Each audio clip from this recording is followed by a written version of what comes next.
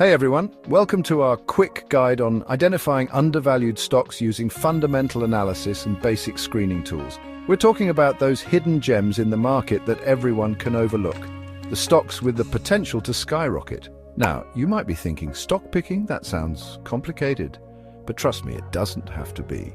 In just 10 minutes, you'll learn how to efficiently navigate the stock market and uncover these opportunities, all without needing an online brokerage. That's right, you can start applying these strategies today. We'll break down complex concepts into easy-to-understand steps, arming you with the knowledge to make smarter investment decisions. Whether you're a complete beginner or just looking to refine your skills, this video is your crash course to unlocking hidden value in the stock market. Let's dive in.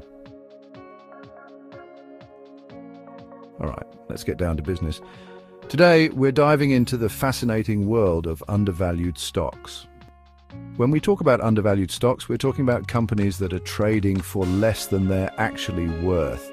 These are the hidden gems of the stock market. Think of it like finding a Rolex at a garage sale, pure value. It's an opportunity to buy something valuable at a fraction of its true worth. But how do we spot these hidden gems? It's not as simple as just picking any stock. That's where our key metrics come in. These metrics help us evaluate whether a stock is truly undervalued or just a risky bet. First up, we have the price-to-earnings ratio, or PE ratio for short. This is one of the most commonly used metrics in stock valuation. This bad boy tells us how much investors are willing to pay for every dollar of a company's earnings. It's a quick way to gauge market sentiment. A low PE ratio relative to the company's industry and historical averages could indicate that the stock is undervalued. It's like finding a great deal during a clearance sale. It's like finding a designer suit on clearance, a steal. But remember, a low PE ratio alone isn't enough. Next, we have the price-to-book ratio, or PB ratio. This metric is particularly useful for evaluating companies with significant tangible assets. This metric compares a company's market value to its book value, which is basically the value of its assets if it liquidated today. It's a more conservative measure. A low PB ratio, typically below 1, suggests that the market might be undervaluing the company's assets. It's like buying a house for less than the value of the land it's sitting on. Think of it like buying a house for less than the value of the land it's sitting on. A no-brainer. But again, context is key. Now let's talk about dividend yield. This metric is crucial for income-focused investors who prioritize steady returns. This one's for all my income-focused investors out there. Dividend yield tells you the percentage return you're getting from a company's dividends, which are basically cash payments made to shareholders. Dividend yield tells you the percentage return you're getting from a company's dividends, which are basically cash payments made to shareholders. It's a reliable source of income. A high and sustainable dividend yield can be a sign of an undervalued company with a strong track record of rewarding investors. It's like getting paid to hold on to a valuable asset. Moving on to the debt-to-equity ratio, or DE ratio. This metric measures a company's financial leverage, or how much debt it's using to finance its operations. This metric measures a company's financial leverage, or how much debt it's using to finance its operations. It's a critical indicator of financial health. A high DE ratio can be a red flag, indicating higher risk. Companies with too much debt may struggle during economic downturns. We want companies with a manageable debt load, showing they can handle their financial obligations. It's about finding a balance. Last but not least, we have the price/earnings to growth ratio, or PEG ratio. This metric takes the PE ratio a step further by factoring in the company's earnings growth rate. This metric takes the PE ratio a step further by factoring in the company's earnings growth rate. It's a more dynamic measure of value. A PEG ratio below 1 suggests that the company's growth is outpacing its valuation, making it potentially undervalued. It's like investing in a startup that's about to explode. Massive potential. But remember, no single metric tells the whole story. Now remember, these metrics are just a starting point. They provide a roadmap, but you need to dig deeper. It's like looking at a map before a road trip. It gives you direction, but you still need to do some exploring.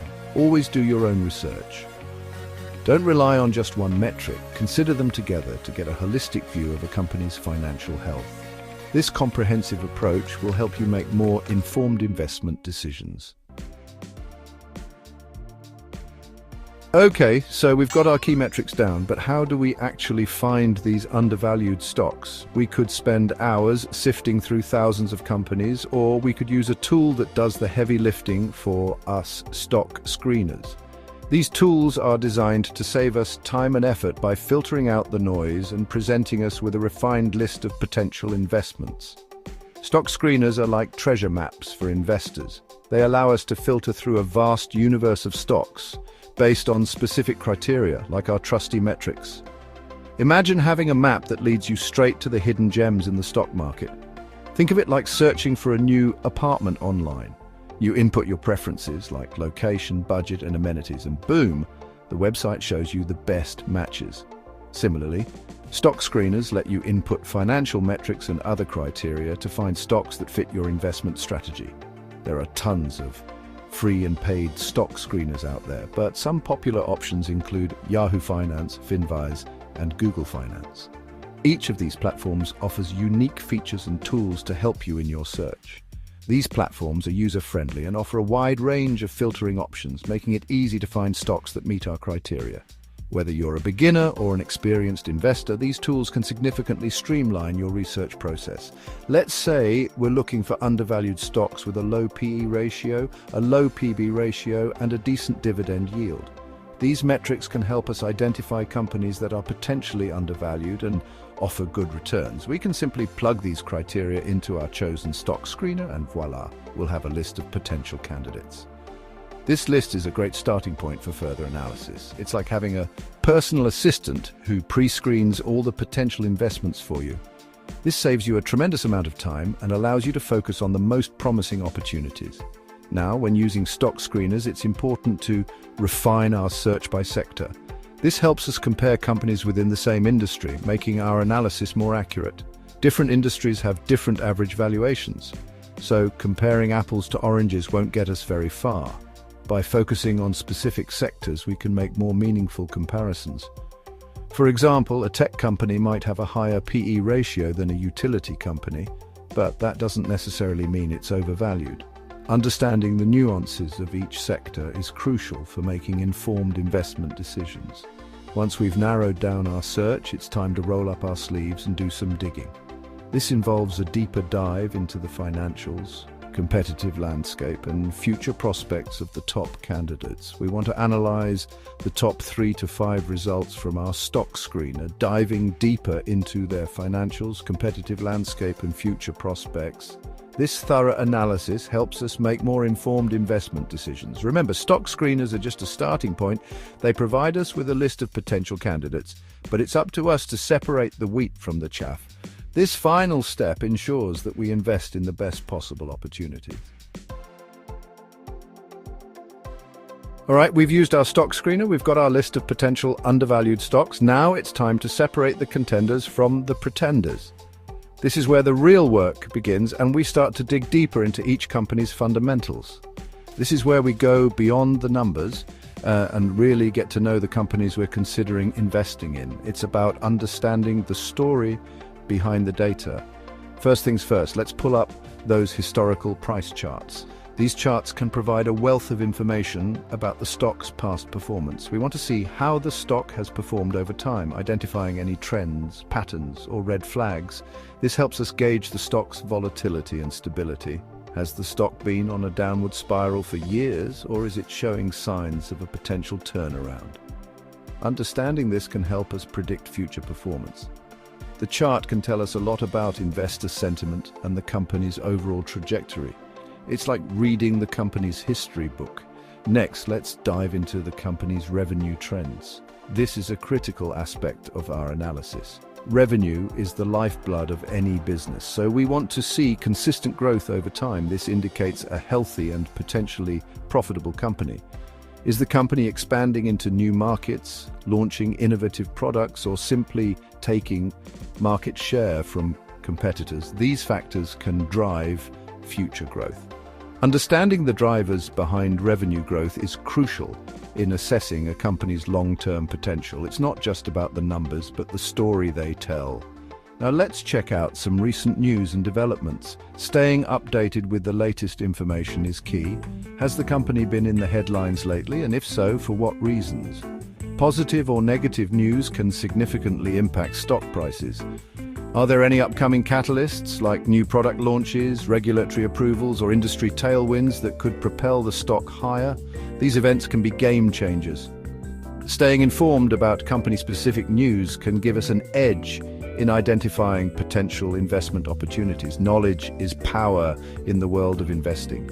Remember, we're looking for companies with a solid track record, a clear growth strategy, and a competitive advantage in their respective industries. These are the hallmarks of a strong investment. We want to invest in businesses that are built to last, not just flash-in-the-pan trends. Our goal is to find sustainable long-term growth opportunities. We've analyzed the metrics, we've screened the stocks, we've done our due diligence. Now it's time to put our knowledge into action. This is where we separate the dreamers from the doers and start building a portfolio of undervalued stocks. First, let's rank our top contenders based on their potential upside. Which companies have the most room to grow, both in terms of earnings and stock price? Remember, we're looking for those hidden gems with the potential to deliver outsized returns. Next, let's create a watch list of our favorite picks. This will allow us to track their performance over time, monitor news and developments, and identify opportune times to potentially invest. Think of it like a wish list for your portfolio. You're not buying everything at once, but you're keeping an eye on the things you love. Now, if you're feeling really adventurous and you've got some capital to deploy, you can consider starting a small position in one or two of your top picks. Remember, investing is a marathon, not a sprint, so it's important to start small and gradually build your portfolio over time. And there you have it, folks. You've just learned the basics of identifying undervalued stocks using fundamental analysis and stock screeners. Remember, while these metrics are powerful tools, always perform deeper research before making any investment decisions.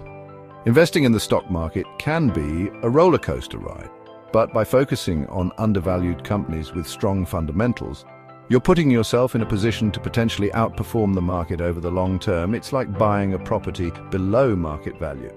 You're setting yourself up for potential appreciation and passive income. Please do take the time to like and subscribe to this channel, as we are only just beginning in the new year of your investment endeavor.